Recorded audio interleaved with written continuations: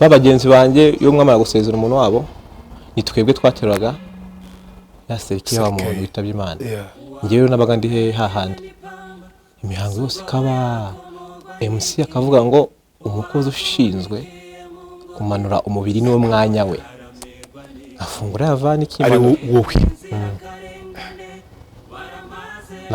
umanura wa mbere uwa kabiri agatatu uwa gaspien nka Desami bafite bawe turasami wasukanye n'abantu barabizi ko ufite akazi kandi keza kandi baraguha amafaranga meza amajoro ya Kigali se suyazi turasami ufite akazi uhembwa neza ariko ufite umuryango ufite umudamu n'abana ariko nawe uhari nabahari ari kuba ndi umuntu iyo mbimenya ibyo bita ngo kutamenya inkuru yanjye ndagusuje ukomeza kubana natwe mu biganiro bitandukanye by'umwe ko mu nkuru yanjye kuri YouTube channel hano kwa Rweme Mbabazi ndagusuje cyane ndagusuje by'umwe ko udahwema kubana nanjye ushyira commentaire ushyira ama like wowe udahwema kureba ibiganiro byacu ko byagenda kose thank you so much so nice muri Igasabo showroom Igasabo ahantu tuguha ibikoresho byiza by'umwe ko by'intebe zo muri salon muri salle à manger amagarderobe utuntu nyine twiza vraiment wabona utapfa kubona ahandi tujye tubona wenda ama supermarket afite intebe zihenze bya tari man hano bafite ibintu byiza bya qualité byiza kandi made in Rwanda ushaka kujya kuri internet ko ndifuza ko mugoreye kintu bakakigukorera duhamagaye kuri 0788 7 0689 iyo niyo nimero yacu hano muri Igasabo showroom ndi kumwe n'umugabo yitwa Babu umusore yitwa Babu Mbanza Sylvestre Babu aka Babu bimeze bitese turashima bimeze fresh niko bien agapenke kukaryoshye nuko bimeze bakita agapenke nagapenke amakwafi ya zamani ni kwafi ya zamani byo iyo kwafi nyiri bundi ku Barundi birashoboka nabamenye ntabwo ufite icyo n'abarundi se oya navukiyeyo yavukiye Burundi barakininda umunyarwanda uri umunyarwanda ako kwafi ntayihuriye n'abarundi nakuze ari byo mbona bankorera mu rugo style zaho ndabikomeza kararyoshye kabisa bimeze bitese no Kigali gufashe gute Kigali biragenda ni sawa nta kibazo rwose ariko birimo ibintu bitandukanye byinshi umuntu aramenyera ibyiza n'ibibi ubundi byiza bijyana n'ibibi byanze kunze yego uyu munsi wa mugani ngo bimeze neza ejo bikicurika nikwisiteye bikamera nabi yego hari umuntu uri kutuba muri kano kandi dutangiranye ikiganiro ashobora kwibaza ngo Babu Mbanza ninde ni muntu ki murakoze cyane Gerard ndagushimiye Mbanza Sylvestre Babu ni umusore ufite imyaka 34 wavukiye i Burundi kubera amateka tugaruka mu Rwanda 1995 ndi umunyarwanda afite ibyangombwa byo mu Rwanda ndi umujene kwa uyu munsi se navuga ngo utuye hagana he muri Kigali ni Masaka yego Masaka muri Kicukiro yego dutangiye tuvuga ku byerekeranye n'uburyo Kigali ifite ibyiza ikagira n'ibibi niki cyiza ukundira Kigali ni ahantu hasa neza ni ahantu iri gutembera uhageze ubona ko Kigali ifite aho yari iri kugenda igera n'amaso urabibona ni umujyi uri gutera imbere cyane ku buryo ngewe wahagiye nyiri umwana n'ubu nkaba njyayo ubona ko ni Kigali ifite vision hari vision yagezeho hari n'ahandi ishaka kugera uko yari imeze imyaka 10 cyangwa 5 nuno munsi kimeze next year nagaruka izaba imeze hari ukuntu igenda ya datinga hari byinshi bihinduka yego Babu waciye nawe mu buzima navuga ngo byanze kunze bw'abanyakigali benshi bacamo mu basore bacamo bararyoshya bagira gute sibyo reka duhita tunahira aho ngaho ndashaka ko utwinjiza mu buzima bwawe bwahashize bwa kera bwari ubuzima bumeze gute ubuzima bwahashize kugeza ubu ngubu mbona nabayeho nk'abandi ndiga ndagiza segonderi ariko ngira amahirwe nyirangiza segonderi mbona akazi. Urabizi nk'umusore wese iyo umaze kubona akazi hari byinshi bihinduka. Ubu nakoze ahantu hatatu hatandukanye, urumva ndahera ku wa mbere, aha kabiri, aha gatatu.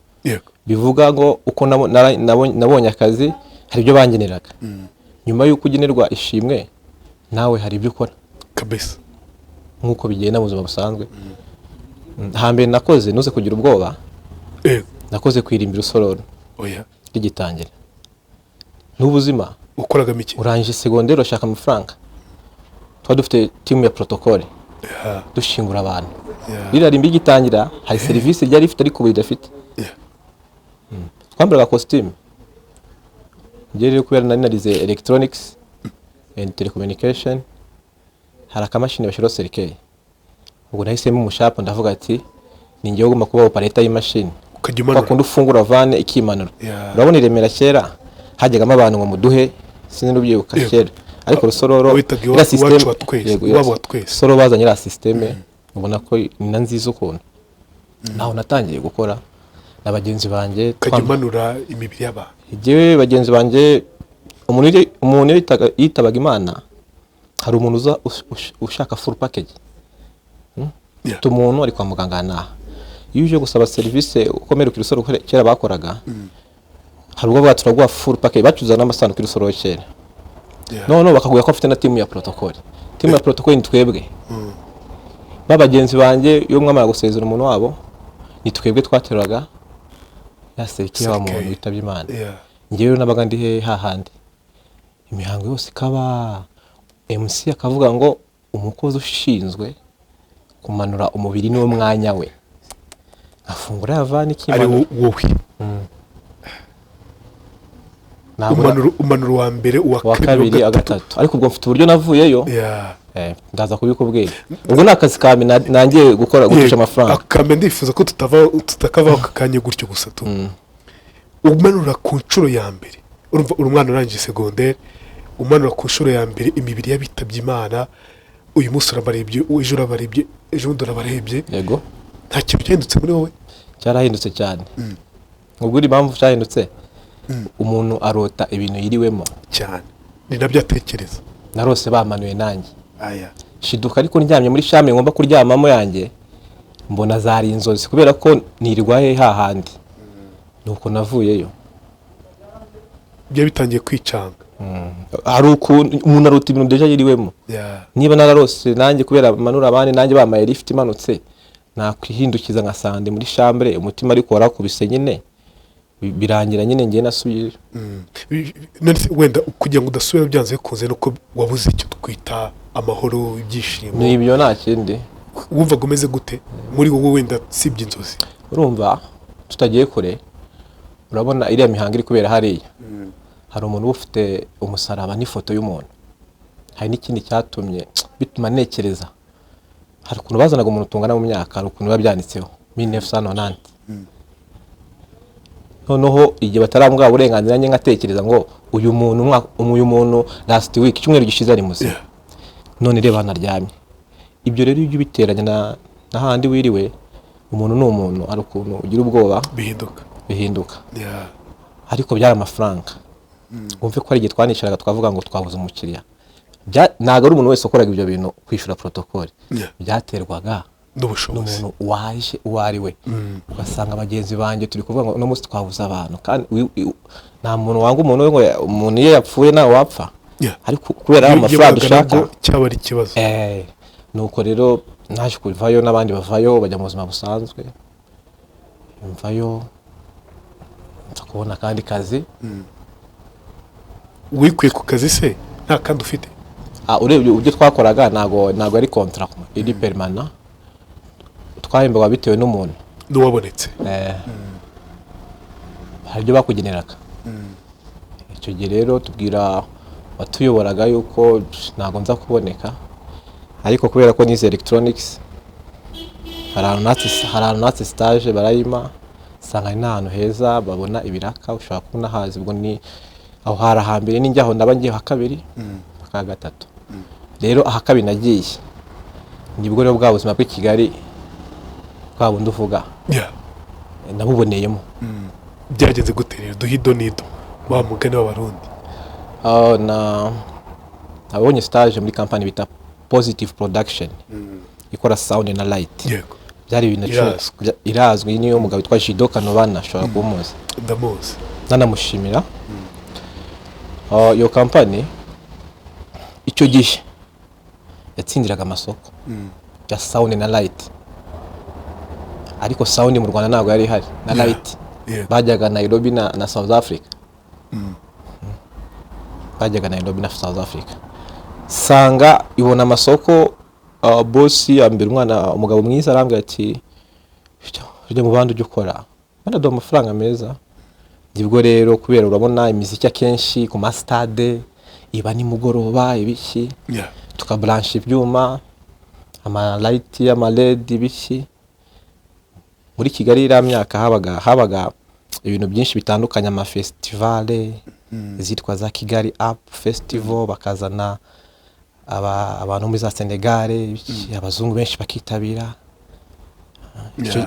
Iryo joro rero n'ibyo bintu nabagamo, urumva hari ibyo ubona kandi utangiye gutusha ku mafaranga. Kandi ni 2012 2012 oui. Narakoze amafaranga atangira kuboneka, twara nabo bantu, habi ibintu byinshi bitandukanye. Fespade inserukiye mu Nyafrika, sinzi warayibuka Remera kuri stade. Icyo gihe Kofi yaraje, haza aba Nigeria witwa Ice Prince na Dibanj. Ndikubyibuka abo bose ndabibuka, ari nabo nahaga microphone ngo baririmbe. So urumva rero ubwo buzima na Kigali abasohotse iki ubuzima burimo kwiyongoza n'imyaka nani mafeni kombe. Nuko rero byaje kugenda ndabikora, ariko nza kubivamo. Wenda n'ubuhe buzima budasanzwe navuga ngo wahuriyemo nabwo muri icyo gihe? Urumva ni burimo ubuzima burimo ambiance. N'ubuhe buzima budasanzwe wahuriyemo nabwo? Ubuzima budasanzwe nahuriyemo nabwo harimo ibintu byinshi bigiye bitandukanye. Urumva ko nabonaga amafaranga, tukiraga abagenzi banjye ati twayabonye. Kiri unibuka Fespad ijya kuba, nari kuri liste y'abatekinisi. Urumva ndi umuntu ukiranze secondaire ni mutoya. Muri procurement baramamagaye muri RDB. Witwa Sylvestre Mbanza, waza ugasinya contrat yawe ko uri kuri liste y'abantu bazakora muri Fespad. Numva ni ibintu bitunguranye. Ndagenda muri nivo ya kangahe, nibona kuri liste sanga n'abandi baba papa twakoranaga ati peti ujya gutangira kurya amafaranga ukiri muto. Ndasinya. Byari misi nka 14 cyangwa 12. 180 ku munsi kuba na 12 fois. Ndeba hasi ibintu byanditse TPR ibona bimenye 18% y'ibyo uzagenerwa. Amafaranga rero nandi bagwa ku ruhande yabonye imbumbe. Ya mipira miremire ifite ba 50 cent imbere. Yego, utajya kugura. Agatelefone karimo Facebook. Nisanisha na babandi. Ariko ubona ngo nari nzi apure uko bizagenda. Bivuze ngo rero umuntu mu mibereho aba afite ibintu byinshi bigiye bitandukanye agenda anyuramo, bikana byiza ko abisangiza abandi kugira ngo bigira aho bihindura. Ndifuza kumenya uburyo nyine unadusangiza uburyo wari isi icyo gihe. Utangiye kubona amafaranga, byari ibintu menshi, uri umujene. Iyo ubonye amafaranga icyo gihe hari ibintu ukora nawe ukibaza ati aya mafaranga nkoresheje ko nafite business icuruza cyangwa ikinzayagarura mu buryo. Ukareba wagasipiye nka 200,000 bafite bawe turasame, waguze ibintu bidakenewe. Uretse kurenga aho ngaho, uvuze utanze nka 200,000 300,000 ukayatanga gute? Wasohokanye n'abantu barabizi ko ufite akazi kandi keza, kandi baraguha amafaranga meza. Hanyuma Gerard mbafashe muri babiri cyangwa batatu tugasohoka amajoro ya Kigali se suyazi. Turasami urumva zitagenda. Wenda icyo gihe kandi ukayishyura wumva nta kibazo na gito ufite cya cyizere next week bizagenda gutya.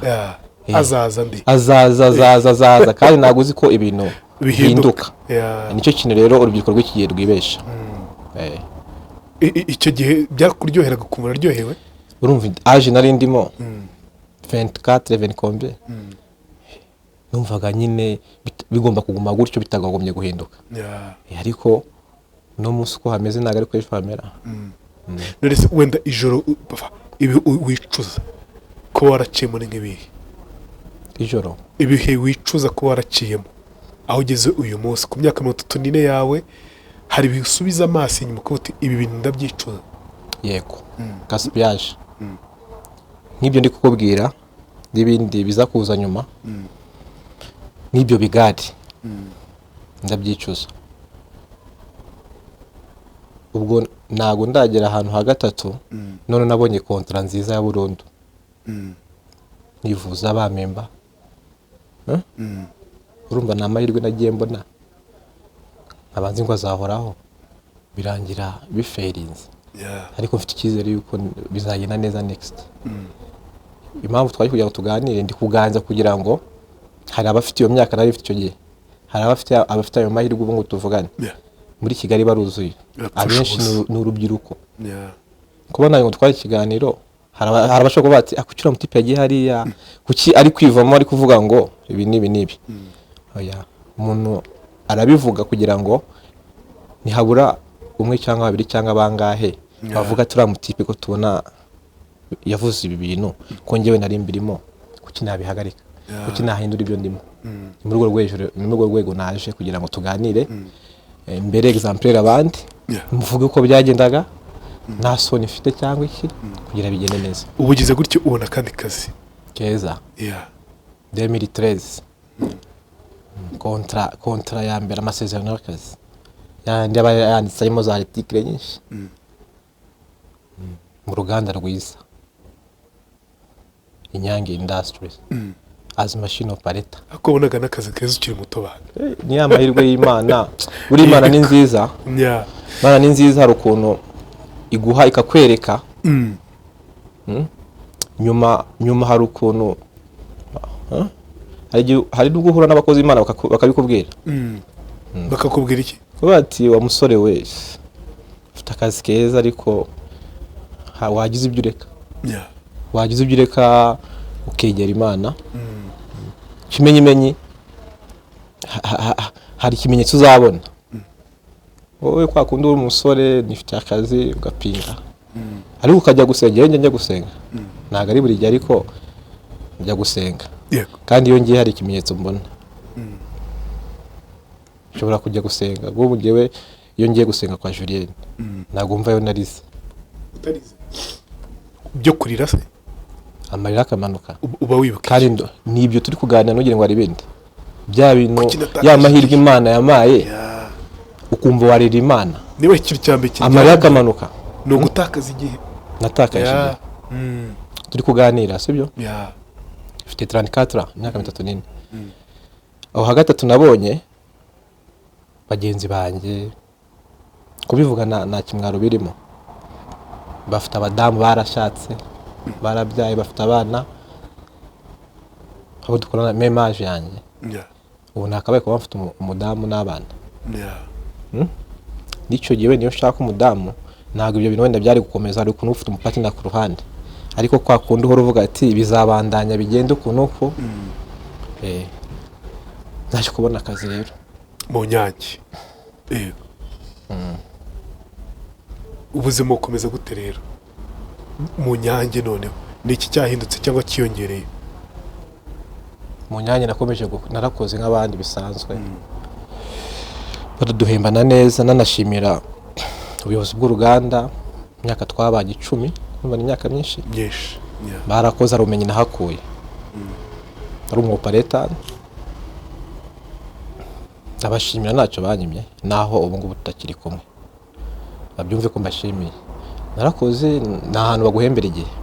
Urumva mvuye muri post production ngiye mu ruganda rwiza, ndacyari mutoya, baranyishimiye. Ari ukuntu ndi sociable nkunda kubana n'abantu, waba uri umupapa uri mama umukecuru umusaza tukaganira ugasanga turahuje kwa. Natangiye gukora nk'abandi bose bikagenda neza, twabyuka uko duhurirayo. Abona size hanze ati yabonye akazi keza, ubuzima burahinduka.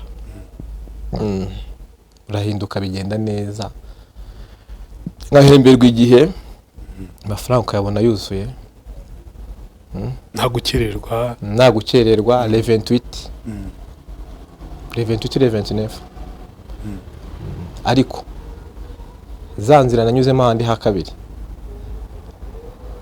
kwireturuva nyine ugasanga hari ibyo udahinduye ushatse gukomereza muri ya gahunda kuryoshye ntabwo mvuga ngo naryoheje birenze ahubwo za nshuti mbi hano hanze hari inshuti Kigali kirica cyane kubera ko nk'abantu bafite utuzi ndabizi neza mu rubyiruko benshi barimo niba twarembwa le 28 Gerard uremera ko le 20 le 21 hari abantu batangiye guhamagara cyane hallo babu bikwaye bimeze bite fresh kubera ko arabura 5 jours ubone SMS alert you have received cyangwa banke yaguhembye haraguhamagaye wa mbere wa kabiri niba batatu ntago bahakanira shabati tuzakoresha na 50 cyangwa 20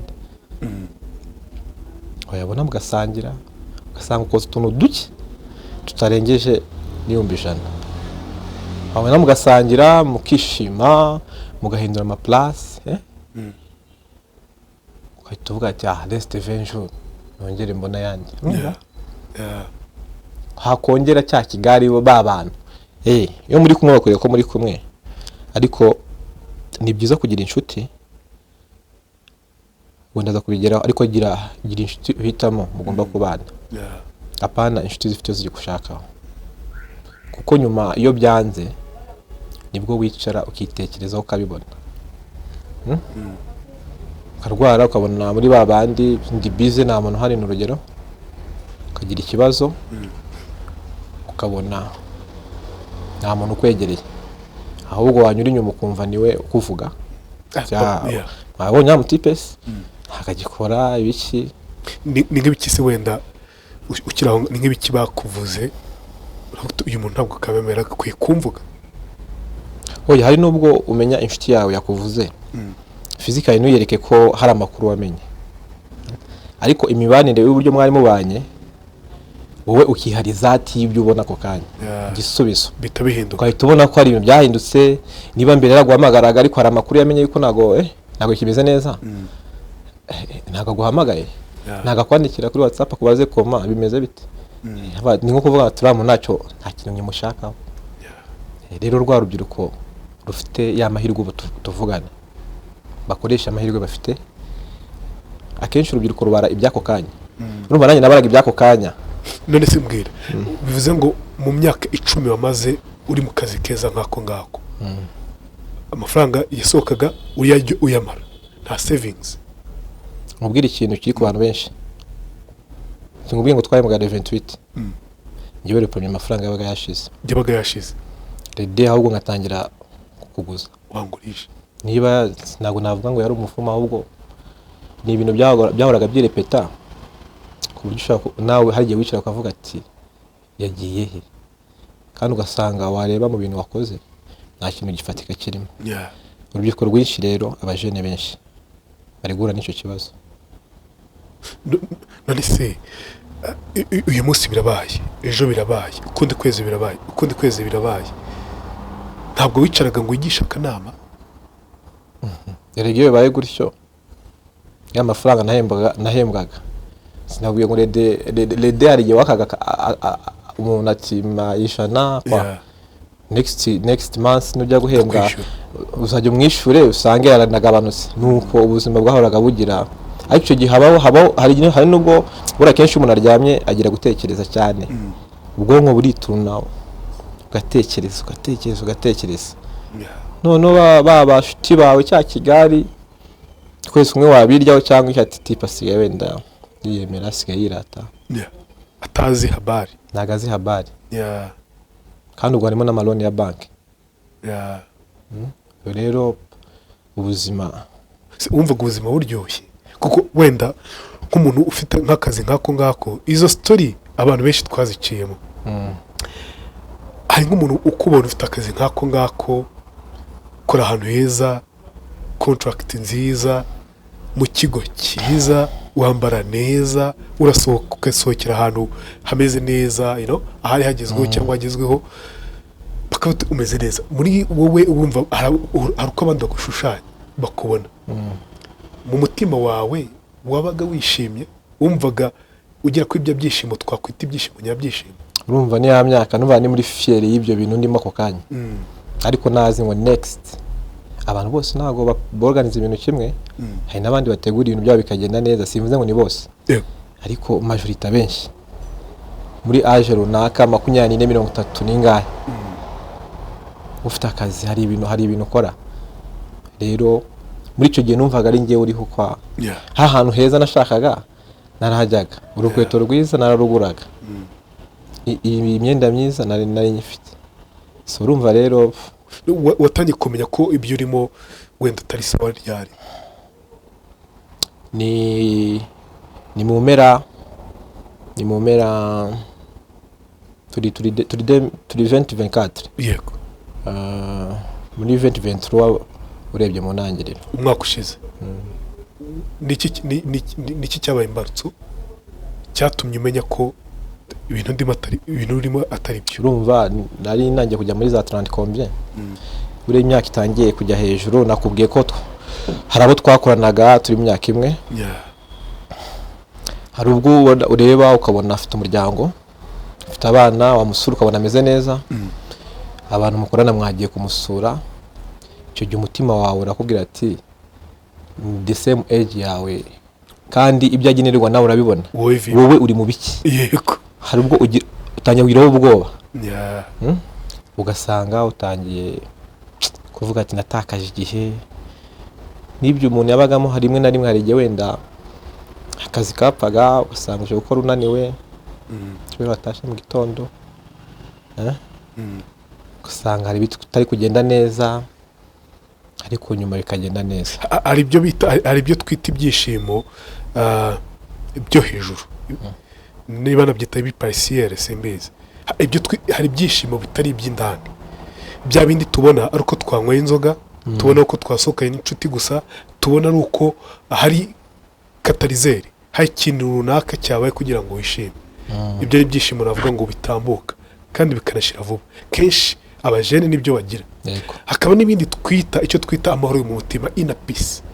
Waba utafashe byeri urishima, waba utasohokanye n'inshuti urishima, waba utabwiwe amagambo meza, ibyishimo urabifite. Wowe iki gihe wari umeze gute? Ngewe ukuntu nteye, ngewe nkunda korosha ibintu. Ikibazo nuko cyaba gikomeye gute, mbazi ko ejo bizagenda neza. Icyo gihe ni icyizere, kwizera kurarema. Nakunda no kubibwira abashuti banjye, ariko ibyishimo ngenda baga mfite icyo gihe ba bantu kwabaga turi kumwe n'abashuti banjye, kubera ko turi groupe, tumeze neza, kuri account ari akantu, nta bindi wumvaga nyine ari wowe ugezweho uwo munsi. Hari benshi batekereza gutyo kandi never.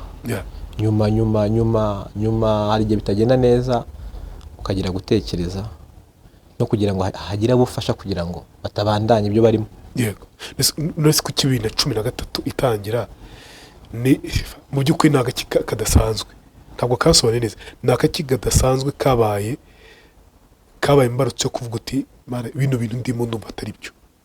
Urumva wari wimye ibyishimo. Ni 2023 nagari 2023 nibyo. Yego, 2023 2023 ni iki kidasanzwe cyabaye cyatumye uvuga uti I have to change, ngomba guhindura ibyo ndimo? Hari uburyo ubayeho mu kazi cyangwa mu mibariro n'abantu, wakora akazi ukabona hari bitari kugenda neza, urumva, kandi mu myaka ishize byagendaga neza. Rimwe na rimwe ukabona ni imbarutso zawe, ukavuga ati kubera icyo ari ngewe, so rimwe uje mu kazi wenda utinze, watindanye na ba bantu, uje mu kazi unaniwe, ariko nyuma ugafata umwanzuro ukavuga ati byarabaye. Uyu munsi se Babo ahagaze he? uyu munsi nta kazi mfite, ariko physical ubibonye wavuga ati mutipe afite akazi umeze neza yego hari ukuntu Imana igusiga agasura bikagenda neza. yeah Uyu munsi nta kazi mfite ariko bivuze ngo next mbonye akazi kuko nahigiye byinshi aho nakoraga. yego Muri yogurt abana bawe banywaga ngewe narazikoraga. yego Niba banywa yogurt ariko z'Inyange barazinywa nizo tungo nizo banywa muri turiya dukombe wagendaga ubagura ubaha yego hari izo nagiragamo uruhare gutegura production uburyo igomba kugenda. Bivuze ngo hari ubumenyi mfite ngomba kuzakoresha ejo cyangwa ejo bundi. akazi se ukavaho byari bitewe n'amakosa no kutamenya. Byagezeho akazi biba ngombwa ngewe ko mava. ntabwo wicujije se gute iyo mmenya?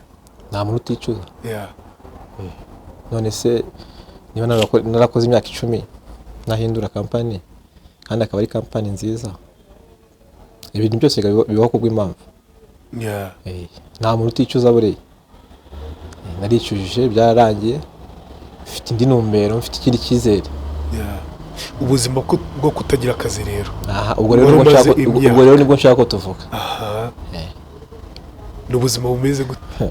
Bwakwigishije iki cyangwa buri kukwigisha iki? Unahuze na kera ufite akazi n'uburyo witwaye. Ubuzima bwa nyuma y'akazi za nshuti narazibuze. Urumva mu message iragenda barabimenye. Niyo mpamvu ushaka kubihuza n'iby'iki gihe n'urubyiruko rw'iki gihe. Hari abantu mubana bitewe n'icyo ufite cyangwa icyo bagukuraho. Hari n'abandi mubana bakakubera inshuti koko. Rero iyo usanze ugasanga umuntu ntacyo guhamagara nakora iki kandi mwarahoranaga wamuhamagara uba ati ndi busy kwa buri Friday muryoshye. Usanga rero udutangira please uryama amasaha menshi uzukuntu kuryama birusha se. Umugongo ugeraho ukavuga ati ukihindukiza left right. Rero iyo ufite uwo mwanya nibwo utekereza bya binakubwiye byandikwaga mbere byose. Ukavuga ati iyo mbimenya ntabwo byari kuba bimeze ukuntu. Urumva ngiye maze turi November last year turi muri October ashize amezi 10 mvuyeyo. Urumva nubwo wenda ari igihe kinini cyane navuga ko ndi umushomeri muri aya mezi 10 ariko nibira ko umuntu agenda akora ntabwo ari akazi gahoraho ariko umuntu afite icyizere ko bizasubira bigende neza. Bivuze ngo nimbona ya mahirwe yandi ntabwo bizamena nka cyage. Bivuze ngo nge navuga ko bya bintu umuntu agomba gukora ari ku isi ikindi kikabinyuramo ya enjoyment cyangwa iki. Ngiye mvuga ko narabisoje. Nsigaye gukora bya bintu by'abagabo noneho ashaka umugore mwubaka umuryango. Ufite fiancé? Nta fiancé mfite. Nta fiancé mfite inzira n'abakobwa ariko nta fiancé urimo. Nta fiancé urimo? Ese kuki udashaka fiancé? Suko Imana binaniwe ahubwo n'isaha itaragera. Suko Imana binaniwe ahubwo n'isaha itaragera. Ako nitwe tugiramo uruhare.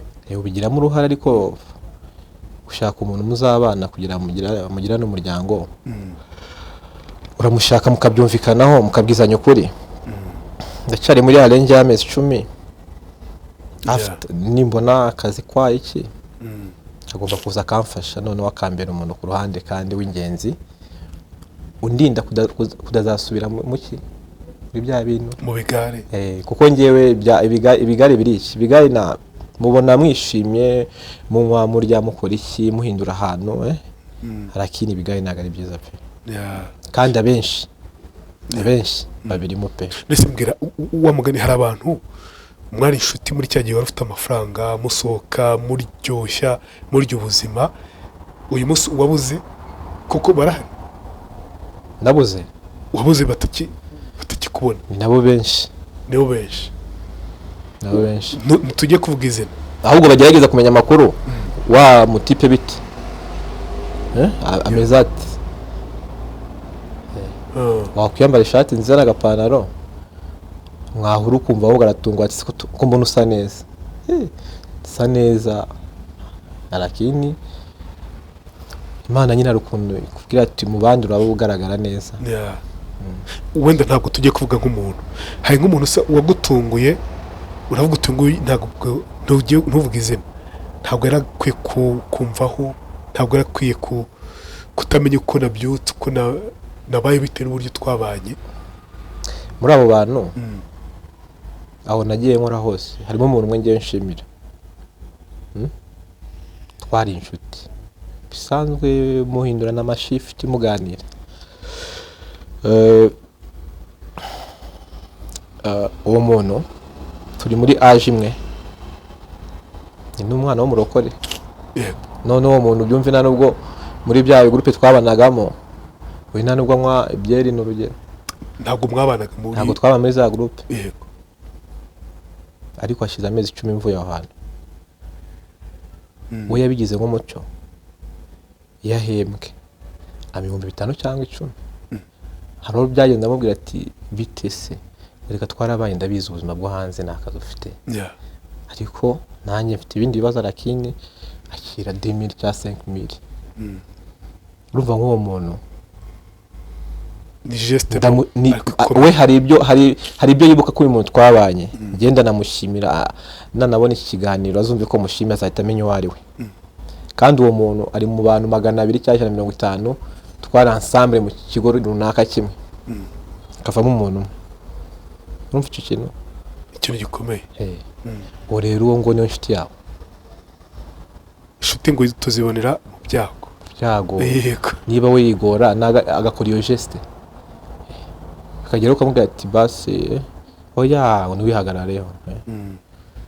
Rero muri ubwo buzima bwose iyo ubonye umwanya cyo gusenga, imwana ibibazo byawe dushyira moto. Wenda utubwiye ku muntu wagutunguye mu buryo bwiza, hari wagutunguye mu buryo butari bwiza nyuma yo kubura akazi, nyuma yo kutaba ufite bya bindi byose. Ariko umuntu ni mugari. Usko hari abantu babifuza kukubona umeze nabi, usa nabi, uri down, cyangwa se uri kubinginga ati mwambabariye bikagenda gutyo. Akifuza kukubona udasa neza cyangwa iki. Abo bantu uri kuvuga ni baba ari nakubwiye cya Kigali, abo mbabona mu buryo bubi kubera ko na backup yabaye, bavuga ati bibaho ibiki n'ibiki. Ahubwo urashaka kumenya bimeze bite. Dusoza, nirihe somo navuga ku mujene uri kutwumva ukiri muri ya myaka munsi ya 30, muri 25, 24, 26 gutyo, umujene uri kutwumva muri kano kanya, inama ivuye ku mutima wamujyana nk'iyi? So inama namugira abajene bari mu myaka 20, 30 n'ingahe bafite utuzi. Urubyiruko n'imbaraga z'igihugu. Abajene akenshi bareba ibintu biri aho kanya aho ngaho, mu byo agenerwa n'ibyo abona n'imipango ye. Simvuze ngo ni bose, ariko 60%, kuko iyo ugenda muri Kigali ugira ijanisho ukabibona ukavuga ati inama namugira afite ayo mahirwe ubu tuvugana, yabyaza umusaruro, natekereze aho imbere aka kanya hano arenze n'imyaka 5 cyangwa 10. Azagire iherezo ryiza, cyangwa se azagire byinshi yishimira mu myaka iri imbere ye. Apana abenshi bishimira ibyo barimo ku kanya, batazi ngo ejo dushobora kuba turi kumwe hano hari umuhanda, ariko nyuma y'amezi 2 ukabona bashize inzu. Nuko rero ubuzima bugenda nabwo buhinduka. Bafite utuzi twiza. Impamvu naje muri iki kiganiro no kugira ngo mbasangize izo nzira, mu bazakibona ntazabura abake runaka bavuga ati ariko wahagarika ibintu narindimo, nkahindura izindi nzira kwa, nkapanga ibintu byanjye gutya. Havuyemo 2 cyangwa 10 cyangwa 100 byaba byiza. Niyo mpamvu rero nafashe umwanya nkavuga ati wa mugani mbwira bya byishimo umuntu abona muri iriya Friday, iriya Saturday, handi umuntu nyine bari kunywa kamwe yishimye, harubwo biguherekeza wenda mu myaka iri imbere uvuga uti cyakoze nararyoheje. Nabikubwiye kubwanjye uko umuntu atekereza, n'abandi babanyumve. Ngewe numva kwigenda gikoresheje ya ambiance. bivuze ngo n'abandi baryoshye rero. Uyaha ngiye mvuga ko naragikoresheje ariko sinagira kumenya ngo bizagenda uko ejo hazaba hameze gutya. Ba bandi rero ndi kubwira ndi kubasangiza inkuru yanjye kugira ngo uwari ubirimo n'uwabitekereza ko ibintu bihora uko bimeze ubwo abihagarika ahubwo agire ibitekerezo bindahindura. Yego bivuze ngo ngiyewe ntabwo nzasubira muri bya bintu. Iyo ubimenya ariko ugenza gute icyo gihe kera? Yego ufite akazi uhembwa neza ariko mfite umuryango, mfite umudamu n'abana ariko ntawe uhari, ntabahari, nari kuba ndi umuntu iyo mbimenya ibyo bita ngo kutamenya. Ariko hari ababimenya ntabwo ari bose. Iryo jambo ariko ngo riraryana iyo menya. Habamo niyo mpamvu habamo si byo kuregreta. Yego reka abantu benshi bararegreta ngo riraryana cyane. Riraryana ku buryo ubitekerezaho ukavuga ati kweri ko chance zari zihari kuki bitagenze gutya. Njyewe naje hano kugira mfashe urundi rubyiruko. Iyo byaje gutyo se ukicuza kuki naciye muri izi nzira, kuki ntashatse umugore nkiri muto, kuki ntagize gutya, ufata izindi ngamba n'undi murongo. Ukiha undi murongo wawe mwiza. Ukavuga ati ndacyari mutoya, sinkuze cyane, nari ubundi umwana cyane, biri hagati. Ndacyari mutoya, Imana ifite irema ubuzima bw'umuntu, nimbona andi mahirwe sibyo ibyo ndi gutegura nibyo nzakora, ariko hari ibyo nazakora bitewe n'ibyo nanyuzemo. Yego reka dusoze ubwo nyine nk'umujene n'utari umujene. hari umuntu ushobora kuvuga ati none nararengeranye imyaka 35 imyaka 36 reka nkomeze niryohereze nirira ubuzima. Ako birashoboka ko mu myaka yindi 10 zicuza kurushaho. Uyu munsi uramutse uhindukiye ukavuga uti nubwo ntagifite ka kazi nari mfite, nubwo ntagifite amahirwe nari mfite, akumva ko nyine imbere ushaka kwategura ukavuga uti naciye mu bibi ariko uyu munsi nzi ko nateguye nibura hondi uyu munsi, sibyo? Yego niba uri umujene uri kutwumva ibyo baba yavugaga ry'ubuzima, ariko umenye ko utegura n'ejo hazaza. Niko bimeze rwose. Igihe wabuze ka kazi ufite uyu munsi ujye ubitekerezaho ko bishoboka ko akazi urimo kahinduka ukaba utakibona ya mafaranga. Utekereza iki mu gihe uzaba utagifite ka kazi? Ushobora kujya gutyo ugasanga paf kampani ihinduye abakozi uvuyemo. Wowe uyu munsi utekereza iki? Niyo mpamvu akubwira ngo niba ufite akazi shaka n'akandi ku ruhande, ikindi twakwita backup. Yego uyu munsi wowe witekereza gute mu jeune uri kutwumva, muntu uri kutwumva, pana mu jeune gusa ushobora no kuba ufite imyaka 40. hari abashuti benshi nzi bageze mu myaka 40 abati nari isi nyereka nkomeze nirire. Ndabizi ko nagomba gushaka umugore nyifite imyaka 30 20 ariko niba ugeze muri za 40 iri neja metro tard. Uyu munsi wa shaping ubundi buzima, washaka ikindi cyo gukora ubuzima bwahinduka kandi bikagenda neza, ugafatira aho bigeze, pana kuvuga ngo napfe reka nkomeze mpfe. Ngaye nguko ni message nziza kabisa. Yego babo reka dusoze rero. Urakoze cyane. Yego wakoze nawe cyane kandi ibiganiro byawe bifasha benshi, bituma hari n'abandi bantu bahinduka kubera bitewe n'inkuru z'abantu bumvisha. Ni byiza courage komerezaho. Thank you so much. Mari bumugisha. Yego thank you so much abantu mwabanye natwe mu cyo kiganiro, tunashimiye cyane Babu. Hari nk'umuntu ushaka gukenera contact zawe wayitanga? Ndayitanga nta kibazo kubera ko hari umenye nakuye hariya. Hari ushaka kumura batuye umuntu namukoresha. Yego nta kibazo ndasitanga. Yego ushaka kumukoresha, ushaka kuganira. Yego ushaka gupanga imishinga. Mwagane na Babu. Nimero ni kangahe? Nimero yanjye ni 07 87 61 21 12. Cyangwa se email mbanzaunited01@gmail.com. Ndaza kwipininga hasi wenda nko ku muntu wifuza kuba yakorana na Mbanza cyangwa se kuba yamuha n'akazi, we never know. cyangwa mugapanga n'iyo mishinga n'ibindi bitandukanye ushobora kubavugisha Mbanza cyangwa Babu kuri iyo nimero do telefone cyangwa kuri iyo email ndaza kwipininga hasi kuba bishaka babibone. Gusa wibuke ko amahirwe yawe ufite uyu munsi ugomba kuyabyazamo amahirwe y'ejo hazaza, pana kumva ko nyine ejo nyine hazaza ibindi. Ntabwo byiza, ahubwo uyu munsi hakorera ejo hazaza. Imana ibahe umugisha kandi iduhe ubwenge twese.